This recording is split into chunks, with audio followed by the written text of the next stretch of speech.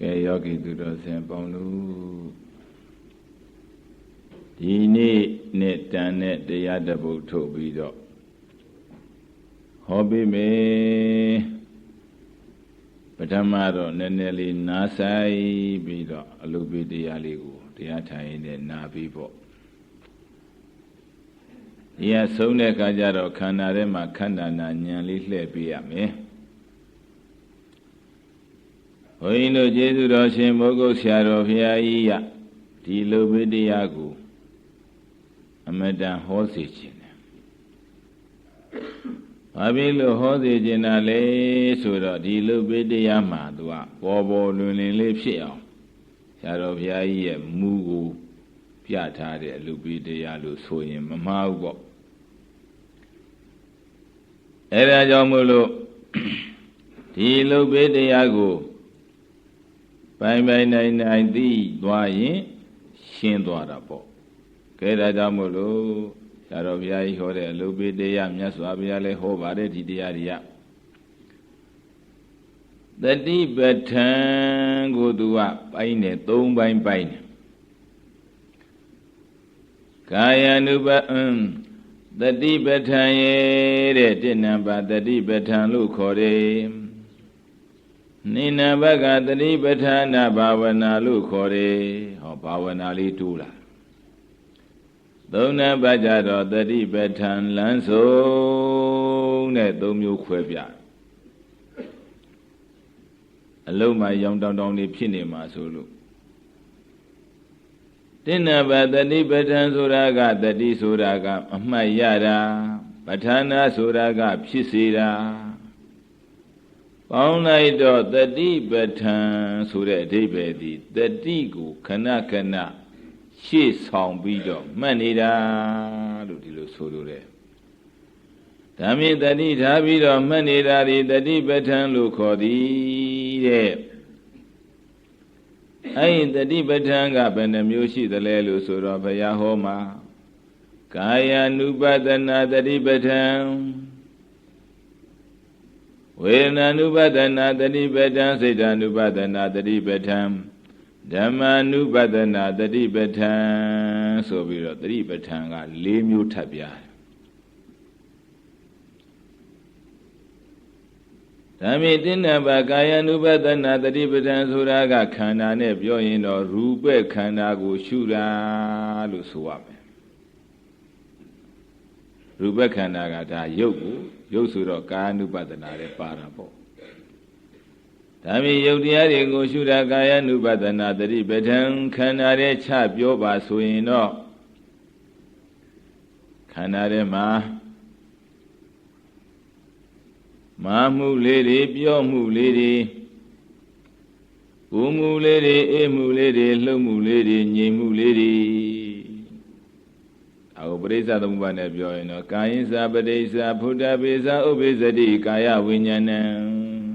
ကိုယ်နဲ့တွေ့ထိစရာတွေနဲ့တိုက်တာပေါ့တိုက်တော့ဒီနေရာမှာပူတာနဲ့တိုက်တော့ပူတဲ့သဘောလေးပေါ်တယ်အေးတာနဲ့တိုက်တော့အေးတဲ့သဘောလေးပေါ်တယ်လှုပ်တဲ့သဘောနဲ့တိုက်တော့လှုပ်တဲ့သဘောလေးတွေပေါ်တယ်ငြိမ်တဲ့သဘောနဲ့တိုက်တော့ငြိမ်တဲ့သဘောလေးတွေပေါ်တယ်မာတဲ့သဘောနဲ့တိုက်တော့မာတဲ့သဘောလေးတွေပေါ်တယ်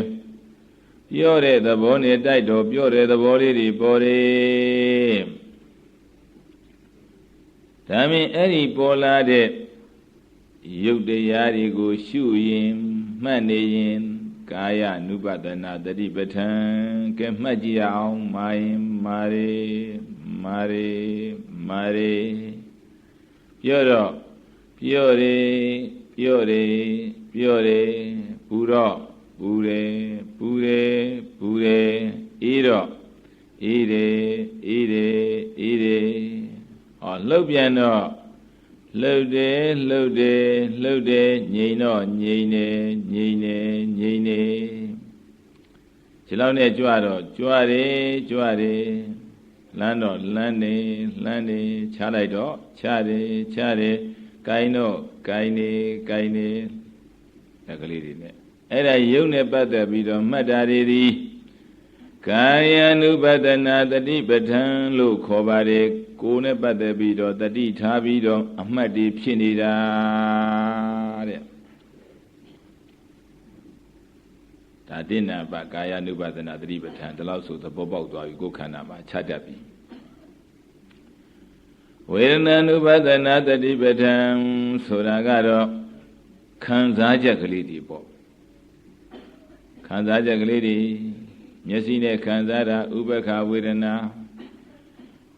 နားနဲ့ခံစားတာကြတော့လေဥပ္ပခဝေဒနာတဲ့ဘာဖြစ်လို့ဆိုဥပ္ပခသကတံသက္ခုဝိညာဏဥဗျတထာသောတဝိညာဏခန္ဓာဝိညာဏဇေဝဝိညာဏထိအောင်ဥပ္ပခကြီးပဲသူကမြင်ကားမြကြားကားမြနားကားမြစားကားမြဆိုတာသူကဥပ္ပခလေးနဲ့ခံစားကြတာမြင်ကားမြလေးရတယ်အဲကြောင့်မလို့မျက်စိမှာဥပ္ပခဝေဒနာနားမှာကြတော့ဥပ္ပခဝေဒနာနှာခေါင်းနဲ့ဥပ္ပခဝေဒနာလျှာလဲဥပ္ပခဝေဒနာ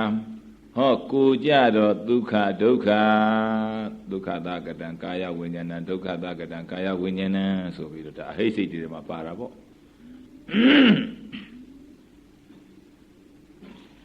ဒါမြင်ကိုကြတော့ဒုက္ခဒုက္ခ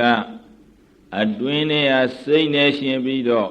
ပေါ်လာတဲ့ဝေဒနာစေစိတ်ကြတော့ဟောသောမနတဝေဒနာအပြင်မှာသူကဒုက္ခလေးပေါ်ရင်အတွင်းမှာသောမနတဝေဒနာခံစားတာပေါ့အပြင်ရဒုက္ခပေါ်ရင်ထဲထဲမှာဒေါမနတဝေဒနာအပြင်ရဥပ္ပခပေါ်ပြီဆိုရင်အတွင်းထဲမှာစိတ်ထဲမှာကအဒုက္ခမဒုက္ခဝေဒနာဆိုတာရှိတယ်မသိမသာဆင်းရဲတယ်လည်းမဟုတ်ချမ်းသာတယ်လည်းမဟုတ်တာခံစားတဲ့ဝေဒနာဒါမြင်အပြင်မှာပေါ်တာလိုက်ပြီးတော့အတွင်းမှာလည်းပေါ်ကြတယ်ပေါ့ဒါပုထုဇဉ်ရဲ့သဘာဝယဟန္တာတွေကြတော့ဒီလိုမဟုတ်တော့အပြင်ကဥပ္ပခဝေဒနာပေါ်ထဲထဲမှာမက်ပေါ်တယ်ဥပ္ပခမပေါ်တော့ဘူး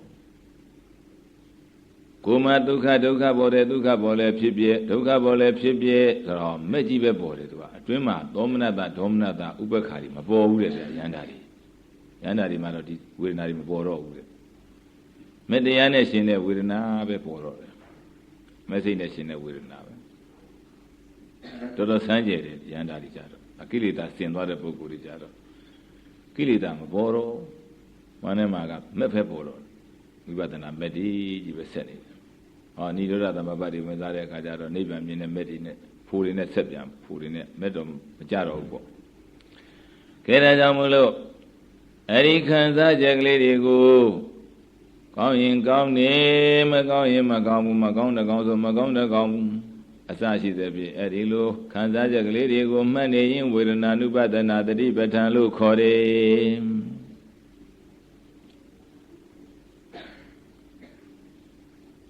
ကဲနောက်စိတ်တ ानु ပဒနာတတိပဋ္ဌာန်ပြောကြအောင်စိတ်ကတော့မျက်စိမှာကြတော့မြင်စိတ်ပေါ့နားကြတော့ကြားစိတ်နှာခေါင်းကြတော့နမ်းစိတ်လျှာကြတော့စားစိတ်ကိုယ်ကြတော့ကာယဝိညာဉ်စိတ်ဆိုတော့ယာနာကောင်းစိတ်ဟောစိတ်ကြတော့တွေးစိတ်ဟောတွေးပြီးတော့နှစ်သက်ရင်လောဘစိတ်မနှစ်သက်ရင်ဒေါသစိတ်အမတ်တမဲ့နေလိုက်ရင်မောဟစိတ်ဟောတွေးပြီးတော့လှူခြင်းတဲ့စိတ်တွေပေါ်လာရင်တော့အာလောဘစိတ်တဲ့လှူခြင်းတဲ့စိတ်တွေဓမ္မယုံနဲ့ဗာရဲပေါ့ဗျာလှူခြင်းလာဆိုဒီစိတ်ပေါ်ရင်တော့အာလောဘစိတ်ခေါ်တာပေါ့ကျင်နာတဲ့သနာတဲ့ကိုချင်းစားတဲ့ဆိုတဲ့တရားတွေပေါ်လာရင်တော့အာဒေါသမေတ္တာစိတ်တဲ့တွေးပြီးမှပေါ်တာသူကတွေးတာကနှစ်ကွက်ပေါ့ပေါ်တာကသုံးကွက်ပေါ့ဗျာကွက်နဲ့ပြောတော့တွေးစိတ်ကတော့နှစ်ကွက်မှာပဲပေါ်တယ်ကဲတွေးပြီးတော့ဩပြည့်သွားပါလားအမှန်တရားကိုသိတော့အာမောဟစိတ်အမောဟဆိုတာဉာဏ်ပဲပညာသတိစေတသိက်ခေါ်တာပေါ့ဗျာဒါမင်းနဲ့အရှုခံတရားသူကရှုဉဏ်တရားမို့လို့သူ့ကိုအရှုခံနေတော့မထဲတော့ဘူးပေါ့ဗျာ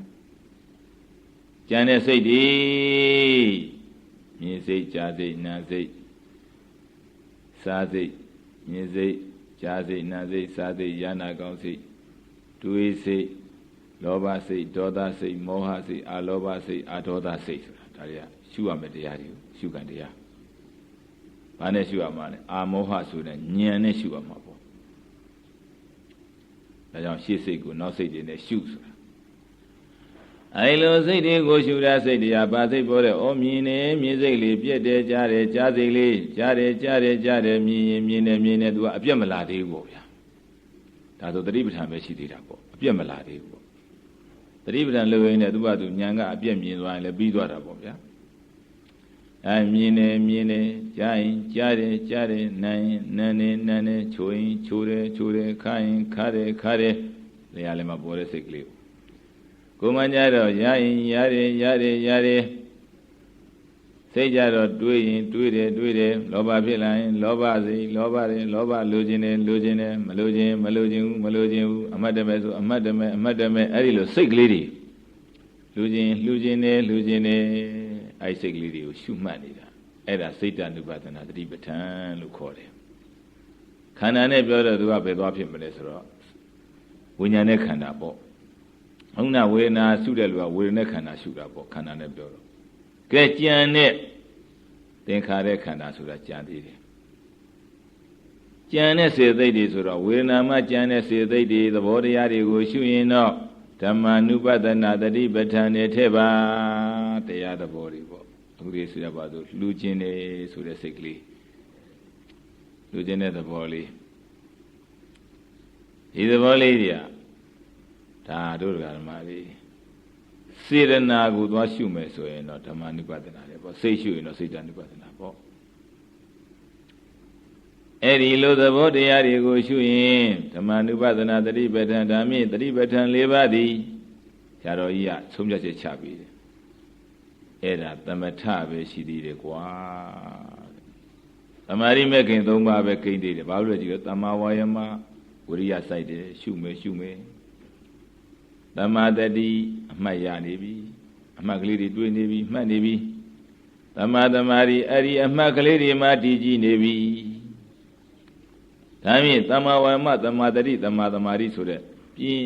သမာဓိမဲ့ခင်၃ပါးပဲကိန်းသေးတယ်တဲ့ပေါ်ရပေါ်ရကိုသိတာအဲ့ဒါသမထသမာဓိမဲ့ခင်၃ပါးသမထမပါဘဲနဲ့တော့ဝိပဿနာတော့မဖြစ်ဘူးပေါ့ဗျာသို့တော်လည်းသမထနဲ့ကျေနပ်နေမှာဆိုလို့ဒီတရားကိုဆရာတော်ကြီးဟောပေးပါပွဲတိုင်းမှာဒီလိုဟောစေခြင်းနဲ့ပေါ့ဒါရင်ပေါ်တိုင်းမှရင်သမထအဲ့ဒီမှတ်ရင်နဲ့စံကားတဲ့နေလို့ထိုင်လို့ကောင်းနေအဲ့ဒါလေးငြိမ်ပြီးတော့ခံစားနေဝိပဿနာမကူးပြတော့ဘူးသမထနဲ့ရောင်ရဲသွားတယ်လို့ဖြစ်သွားမယ်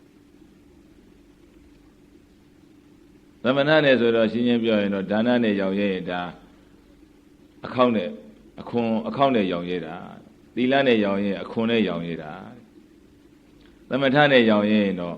ဒါအသားနဲ့ရောင်ရဲတာဝိပဿနာနဲ့ရောင်ရဲမှအနှစ်နဲ့ရောင်ရဲရရောက်တယ်ဝိပဿနာအနှစ်ကိုဗျသစ်ပင်တပင်ရဲ့ဥမာနဲ့ရှင်းပြမယ်ဆိုအေးအဲ့ဒါကြောင့်တို့ဓမ္မပေါင်းသူတော်ကောင်းတို့အနှစ်ရောက်အောင်ကြိုးစားရမယ်ဆရာတော်ဘုရားရဓမ္မတတိပဋ္ဌာန်တော့ငါပြောပြီးပြီတဲ့ပေါ်ရကိုတတိထားမှတ်နေတာဒီဖြစ်တာကြီးပဲမြင်တဲ့အတွက်ကြောင့်သမထတဲ့ဖြစ်တာကိုများများကြည့်ပြီးတော့လဲပြောင်းလဲတဲ့လက္ခဏာလေးတွေသူသိလာရင်လည်းဝိပဿနာကူးသွားတာပေါ့ဗျာဒါပေမဲ့ဆရာတော်ကြီးကသူ့ဘသူကူးတာကိုလုံးမနေနဲ့မြန်မြန်ကူးတဲ့အသက်တီတိုးလို့တဲ့ဟောဒီစကားသုံးထားတယ်တက်တန်းနေရနှိမ့်လန်းညလာဖြစ်နေတာမြန်ကူးလိုက်စမ်းပါဝိပဿနာဉာဏ်လေးသာသနာနဲ့ကြုံဆုံးဆုံတုံးလေးမှာဆိုပြီးတော့အဲ့ဒါဘာဝနာထည့်ပြီးတယ်ဗျနိနဘဂသတိပဋ္ဌာနာဘာဝနာတတိပဋ္ဌာနာတတိဖြစ်ပြီးတဲ့နောက်ပိုင်းမှာဘာဝနာပွားပြအောင်ပွားအောင်တဲ့ဘာဝနာဆိုတာဘာလဲဘာဝနာဆိုတာရှင်းရှင်းပြောရင်ပေါ်လာတဲ့ဥစ္စာခုနတတိထားကြည့်တော့မတွေ့ဘူးလားတွေ့တာပေါ့ပူမှန်းသိတယ်အေးမှန်းသိတယ်လှုပ်မှန်းသိတယ်မြင်မှန်းလည်းသိတယ်ကြားမှန်းလည်းသိတယ်ပေါ့အဲ့လိုမှတ်နေပြီးတော့သူကထပ်ပြီးတော့အဲ့ဒီမှတ်လိုက်တဲ့သဘောလေးဟာရှိမရှိအကဲခတ်ပြီးလိုက်အဲ့ဒါဘာဝနာဖြစ်သွားဟောတယ်ပြုရှိမရှိဆိုတော့ဟောကြားစိတ်လေးရရုပ်ဆိုကြားလိုက်တော့ရှိတယ်တော့ကြတော့မရှိတော့ဘူးခန္ဓာထဲမှာကရှိလိုက်မရှိလိုက်ပဲရှိတယ်အဲ့ဒါဘုန်းကြီးတို့ရှင်သန္တာကိုအနန္ဒာကပြန်ဟောပြတဲ့အခါမြတ်စွာဘုရားကဒီကိစ္ဆာယနာယဟန်လေးဟောတဲ့အခါမှာလေကိစ္ဆာယနာယဟန်ဤတဲ့မင်း ဝိပဿနာကောင်းကောင်းရခြင်းတရားဓုတရားမြတ်မင်းရခြင်းနဲ့ဆိုရင်ခန္ဓာထဲမှာရှိလိုက်မရှိလိုက်ဆိုတဲ့အဲ့ဒီသဘောခန္ဓာလေးတွေရှိတယ်กว่าတဲ့သူကရှိခြင်းနဲ့ရှိလိုက်တာပဲတဲ့တော့ကြမရှိခြင်းကြတော့မရှိတော့ဘူးအမြဲတမ်းရှိတဲ့ခန္ဓာကြီးတော့သွားမကြည့်နဲ့နော်တဲ့လက်ရှိခန္ဓာကြီးပြောတာပေါ့ဗျာအမြဲတမ်းရှိတဲ့ခန္ဓာကြီးသွားကြည့်မနေနဲ့တဲ့သာဝေကညာပဲရမယ်တဲ့ပုတ်ကောင်းကြီးဘွားကောင်းကြီး32ပါးသောကုဋ္ဌာသာကြီးအယိုးစုတွေအာသာစုတွေအသွေးစုတွေနဲ့ဆိုရင်တော့ဒါသမထပဲသူလည်းပဲသာဝေကညာပဲရမယ်ဝိပဿနာညာမင်းကောင်းကောင်းဖြစ်ခြင်းအာထိတင်းစရှိသည်ကိုလည်းကောင်းနတ္ထိတင်းစမရှိသည်ကိုလည်းကောင်းရေပုံရေနများသောအဖြစ်တဲ့များသောအဖြစ်မင်းကြည့်ရမှာကအများဆုံးကြည့်ရမှာကရှိမရှိရှိမရှိအဲ့ဒီခန္ဓာကိုကြည့်ပါဒီလိုသူကကိစ္ဆနာယဟန်လေးကိုခေါ်တယ်ပေါ့ဗျာဒါရင်ခင်ဗျားတို့ခန္ဓာကျွတ်တို့ခန္ဓာထဲမှာဘယ်ရှိမလဲကြားစိတ်ဆိုတာလေကွာအကြောင်းတိုက်ဆိုင်မှာသူကဖြတ်ကလေးပေါ်ပြီးချက်ချင်းပြတ်သွားတာဟုတ်ဗျာသူ့ကိုဘယ်လိုနာမည်ပေးမလဲရှိမရှိခန္ဓာပေါ့ကြားစိတ်လေးကရှိခြင်းနဲ့ရှိတယ်အမြဲတမ်းလည်းမရှိဘူးသူကဟောမရှိခြင်းကြတော့မရှိတော့ဘူးရှိပါဆိုလည်းမရတော့ဒါရင်သူ့ကိုရှိတယ်လို့ဆိုမလားဆိုတော့လေရှိတယ်တက်ဆိုလို့မရဘူးမရှိဘူးလားလို့ဆိုလို့လေဒါလည်းတက်ဆိုလို့မရရှိခြင်းနဲ့သူကရှိနေတယ်တော့မရှိဘူးဆိုလဲမှားတာပဲကဲရှိနေပြန်တော့လေအမြဲတမ်းရှိလားဆိုတော့လေသူကပြက်ချိန်နေပြက်သွားပြန်တော့မရှိတဲ့ချိန်မရှိတော့ရှိတယ်လို့ဆိုပြန်လဲမှားတာပဲဒါဘယ်လိုဆိုမလဲရှိလိုက်မရှိလိုက်ရှိလိုက်မရှိလိုက်ဒါခန္ဓာထဲမှာဒီလိုမြင်ရအဲ့လိုမြင်မယ်ဆိုလို့ရှိရင်တော့ရှိမရှိနှစ်ခုအကဲခတ်တတ်ပြီဆိုရင်တော့ဝိပဿနာဖြစ်ပြီဟေးပညာမဲ့ခင်တစ်ပါးထပ်တိုးတာဟုတ်ဗျအမှန်မြင်သွားတာဟုတ်ဗျပရမတ်တွေကရှိလိုက်မရှိလိုက်ယုတ်တွေကလည်းရှိလိုက်မရှိလိုက်ဝေဒနာတွေကလည်းရှိလိုက်မရှိလိုက်အခုနကစိတ်တွေကလည်းရှိလိုက်မရှိလိုက်ကျန်တဲ့သင်္ခါရတရားတွေကလည်းရှိလိုက်မရှိလိုက်သင်္ခါရခန္ဓာနဲ့သင်္ညေခန္ဓာနဲ့သင်္ခါရခန္ဓာတွေကလည်းရှိလိုက်မရှိလိုက်အဲ့ဒါကြောင့်မလို့ရှိမရှိနှစ်ခုကိုအကဲခတ်ပါဝိပဿနာဖြစ်မယ်တဲ့ဒါမယုံရင်အဲ့ဒီသတိပဋ္ဌာန်တုတ်ကြီးရဲ့အဆုံးနှံကိုအကဲခတ်ကြည့်ဖို့တဲ့ရှေ့မှာသတိပဋ္ဌာန်ကြီးရှောက်ပြီးတော့ဘုရားဟောပြကာယ ानु ပဒနာသတိပဋ္ဌာန်ဝေဒနာ ानु ပဒနာသတိပဋ္ဌာန်စေတ ानु ပဒနာသတိပဋ္ဌာန်ဓမ္မ ानु ပဒနာသတိပဋ္ဌာန်ကြီးဟောပြီးတော့နောက်ဆုံးကြတော့ချုပ်တော့ဘာနဲ့ချုပ်သမုဒိယဓမ္မ ानु ပတိယဝေယဓမ္မ ानु ပတိဝါသမုဒယဝေယဓမ္မ ानु ပတိဝါဒါနဲ့ချုပ်တာပဲသူကသမုဒိယဓမ္မ ानु ပတိဝါဖြစ်မှုကိုလည်းဖန်တလဲလဲမြင်ကြည့်ပါဝေယဓမ္မ ानु ပတိဝါပြည့်မှုကိုလည်းဖန်တလဲလဲကြည်စမ်းမှာသမုဒယဝေယဓမ္မ ानु ပတိဝါဖြစ်မှုပြည့်မှုဤနှစ်ခုကိုကြည်ပါဆိုတော့ဒီဘေကတော့ယုတ်တာမူတယ်လိုက်တာရုပ်လို့တာမူတယ်လိုက်တာတဲ့ဗျတကယ်ကြည့်ရမှာကဖြစ်မှုပြမှုလက္ခဏာဝေဒနာလို့တာမူတယ်လိုက်တာတကယ်ဝေဒနာကြည့်တဲ့အခါကျတော့ဖြစ်မှုနဲ့ပြမှုပဲဉာဏ်ကတွေ့နိုင်နေတဲ့စိတ်လို့တာမူတယ်လိုက်တာကြည့်တဲ့အခါကျတော့ဖြစ်မှုပြီးတော့ပြမှုသာတွေ့တော့တယ်ကကြံတဲ့တရားသဘောတွေကိုကြည့်ပြန်တော့လေဒီတိုင်းပဲဖြစ်မှုပြမှုပဲရှိတယ်ဒါကြောင့်ဆရာတော်ကြီးကဩဝါဒပေးတယ်မင်းတို့ရုပ်ကြည့်တဲ့အခါမှာရုပ်တွေ့သေးတယ်ဆိုရင်အဲ့ဒီအမြင်ကမမှန်သေးဘူးတဲ့ဗျာရုပ်ကိုကြည့်တဲ့အခါမှာရုပ်တွေ့သေးတယ်ဆိုမမှန်သေးဘူးတဲ့ရုပ်ကြည့်တဲ့အခါမှာရုပ်ကိုမတွေ့ပဲရုပ်ကအနိစ္စလက္ခဏာလေးသာမြင်နေဆိုရင်တော့မှန်ပြီတဲ့ဟုတ်လဲဟုတ်တယ်ဗျာမယုံရင်ခင်ဗျားတို့ကျုပ်ပါဇက်နဲ့ပြောတဲ့ရုပ်ကလေးတစ်ရုပ်ကိုပဲကြည့်ပါညံနဲ့ဥမာပူပြတယ်ရှိန်အဲ့ဒီရှိန်လေးကိုခင်ဗျားတို့နားမှာကြားစိတ်လေးပေါ်တာပဲအဲ့ကြားစိတ်လေးကိုရှုကြည့်စမ်းကြားပြီးရင်ရှိသေးလားချက်ချင်းပြတ်သွားတာခင်ဗျားတို့ကြည့်မဲ့ကြံတော့သူကမရှိတော့ဘူးပြတ်သွားပြီပရမတ်ဆိုတာရမ်းမြန်တာဒါကြောင့်မလို့ဧကစိတ်တသမာယုတလည်းသတိထားဖို့ဗျာဧကစိတ်တသမယုတစိတ်ဆိုတာတစိတ်ပြီးမှတစိတ်ဖြစ်တယ်မြန်လွန်းလို့သာဆက်နေတာလို့ထင်တာတကယ်တော့တစိတ်ပြီးမှတစိတ်ဖြစ်တာတစိတ်ပြီးမှတစိတ်ဖြစ်တာ အခုလေဖရာကြောင့်ကြည်တော်တဲ့မှာကြည်ပေါ့ပဲဖရာကြောင့်ကြည်တော်မီးလုံးနေတာသူ့နေရာသူအသေးသက်ထားတာပဲဒါပေမဲ့တခုပြီးတခုသူ့ဟာသူအလှဲ့လေးနဲ့လို့တော့ဒီရောင်ကြည်တော်ဖရာရောင်ကြည်တော်မီးလုံးလေးတွေကလဲသွားတယ်ထင်ရတာပေါ့ဘယ်ရလဲရမှာသူ့နေရာနဲ့သူပေါ့သူ့နေရာသူပြက်တာအဲ့ဒါခင်ဗျားတို့ကြည့်မဲ့ကြရင်မရှိတော့ဘူးအဲ့လင်းနဲ့မီးလုံးတွေကလင်းလဲဆိုဟောကြည့်မဲ့ကြမရှိတော့ဘူးသူကတေချာဂရုစိုက်မဲ့ချိန်အဲ့ဒီလိုပဲခန္ဓာထဲမှာပေါ်တဲ့ဓာတ်သဘောတွေကလည်းပဲရုပ်ပဲပေါ်ပေါ်ဝေဒနာပဲပေါ်ပေါ်စိတ်ပဲပေါ်ပေါ်တရားသဘောတွေပဲပေါ်ပေါ်ကြည့်မဲ့ကြရင်တော့မရှိတော့ဘူးလေဗျဒါကြောင့်မလို့အနိစ္စပဲတွေ့တယ်တဲ့ဉာဏ်ကတကယ်တွေ့ရမှာကအနိစ္စပဲတွေ့တယ်ဉာဏ်ကရုပ်ကိုမတွေ့ဘူးရုပ်တွေ့တဲ့အချိန်မှာသမထပဲရှိသေးတယ်သူကသမာဓိကောင်းလို့သူတွေ့လိုက်တယ်တတိကောင်းလို့တွေ့ပြီးတဲ့ဆိုကြည့်မဲ့ကြတော့မရှိတော့ပါဘူးလေဗျာဒါကြောင့်မလို့ဆရာတော်ကြီးကအထကရာတွေကကိုးပြတယ်ဟုတ်တဝအဘဝထေနအနိစ္စံတဲ့ဟုတ်တဝဖြစ်ပေါ်ပြီးကအဘဝထေနကြည့်မဲ့ကြံတော့မရှိတော့သည်ဖြစ်ကြောင်းဖြစ်တော့ဖြစ်တယ်သူကြည့်မဲ့လဲကြံတော့သူကမရှိတော့ဘူးမြင်တာဟုတ်ဗျပရမကဟုတ်တဝဖြစ်ပေါ်ပြီးကအဘဝထေနကြည့်မဲ့ကြံတော့မရှိတော့သည်ဖြစ်ကြောင်းအနိစ္စံအနိစ္စပြီပါပေ၏ဒါဟုတ်တဝကဖြစ်တာအဘဝထေနကြည့်မဲ့ကြံတော့မရှိတော့ပြက်တာချက်ချင်းဖြစ်ပြီးတော့ချက်ချင်းဖြစ်ပြီးတော့ချက်ချင်းပြက်သွားတာအဲ့ဒါမှဝိပဿနာဉာဏ်ရတယ်ဖြစ်တာမြင်တာကသမာဓိမဲ့ခင်၃ပါးဟုတ်တဝါကအဘဝထေနကြည့်မဲ့ကြံတော့မရှိတော့ဘူးပြက်သွားပြီလို့သိတာကပညာမဲ့ခင်2ပါးထပ်တိုးမဲ့ခင်5ပါးရလောကီမဲ့ခင်5ပါးရဒါဝိပဿနာဉာဏ်5ပါးလို့လည်းခေါ်တာပေါ့ပေါင်းပြီးတော့ဒါကြောင့်မို့လို့ကျေးဇူးတော်ရှင်မိုးကုတ်ဆရာတော်ဘုရားကြီးဟာတတိပဋ္ဌာန်နဲ့မယောင်ရဲကြပါနဲ့ဘာဝနာကုပြအောင်ကူပါတဲ့မကူရင်မဖြစ်ဘူးတဲ့သက်တမ်းနေတူလို့တဲ့တတိပဋ္ဌာန်နဲ့အချိန်မကုန်နဲ့တဲ့တတိဆိုတာတော့လိုတယ်တော့ဘယ်ရှိတယ်ပိုးတယ်ဘယ်ရှိမလဲလိုတာပေါ့သူကသူ့ကတော့ပါဟုတ်ပါမယ်တတိပဋ္ဌာန်မပါရင်တတိပဋ္ဌာန်လွတ်ပြီးတော့ရတဲ့တရားတော့ဘယ်ရှိအဲ့တတိပဋ္ဌာန်လေးနဲ့ကျင့်နာပြီးတော့နေမှာဆိုလို့ဆရာတော်ကြီးကဘာဝနာကုပြအောင်ကူပေါ်တိုင်းသိပြီးရင်ရှိမရှိအကက်ခတ်လိုက်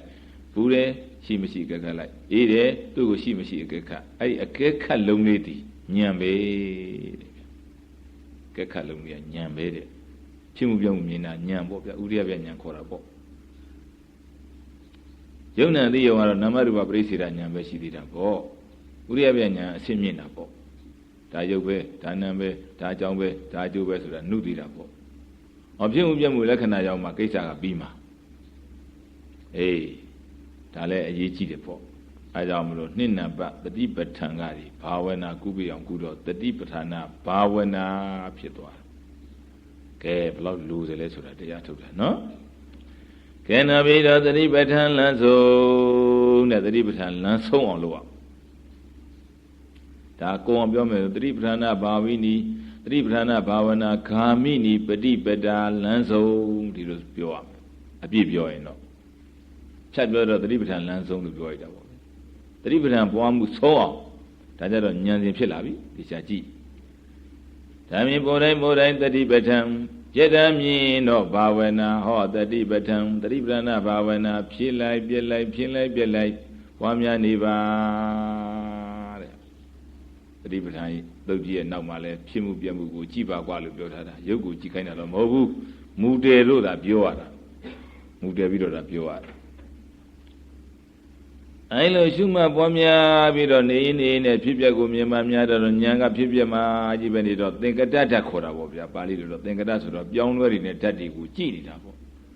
ဒါရင်အသင်္ကတဓာတ်ကိုလိုချင်ရင်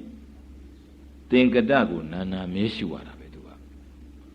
ဘာလို့ဆိုတော့အသင်္ကတကရှိမှမရှိနေတာနိဗ္ဗာန်ကအသင်္ကတဓာတ်ဆိုတာရှိနေတဲ့တရားမဟုတ်ဘူးဒီကသင်္ကတကိုနာနာမဲကြည့်ရင်ရတယ်သူကဟောဒီသင်္ကတတွေအလိုလိုအချိန်ကြတော့အသင်္ကတဖြစ်ပေတာသူကသင်္ကတချုပ်လိုက်ကိုအသင်္ကတဖြစ်သွားတာပေါ့ဒါကြောင့်မလို့ငါပြောစည်းစားခြင်းငါပြောစည်းရှားမနေနဲ့ငါပြောပင်လေးစိုက်ပြရ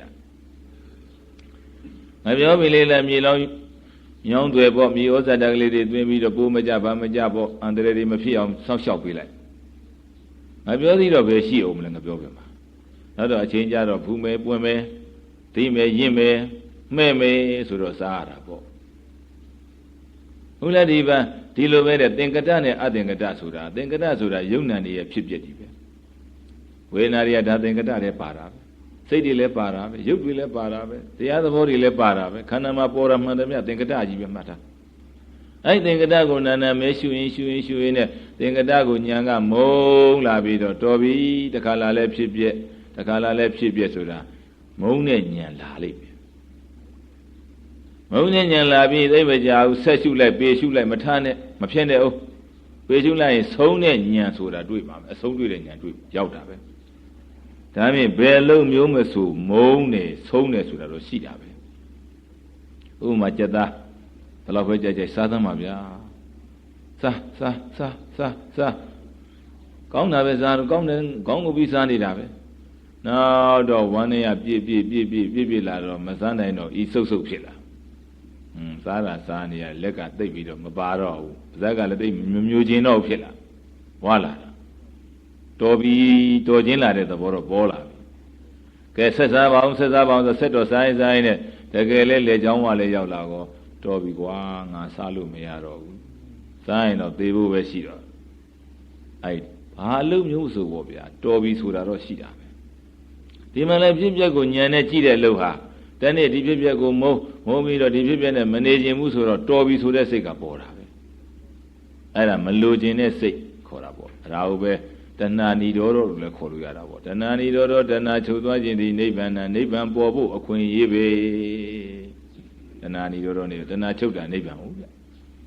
ဒီမှာလည်းမလိုခြင်းဘူးမကြည့်ခြင်းဘူးဒီဖြစ်ပျက်ကိုမနေခြင်းတော့ဘူးဒီဖြစ်ပျက်ဒီဒုက္ခပေးနေတာကြာပြီငါရှုနေတာလဲကြာပြီမချုပ်နိုင်ဘူးကဲသူကိုလည်းမကြည့်ခြင်းတော့မကြည့်ခြင်းပဲနဲ့ပေးကြည့်ရမယ်တဲ့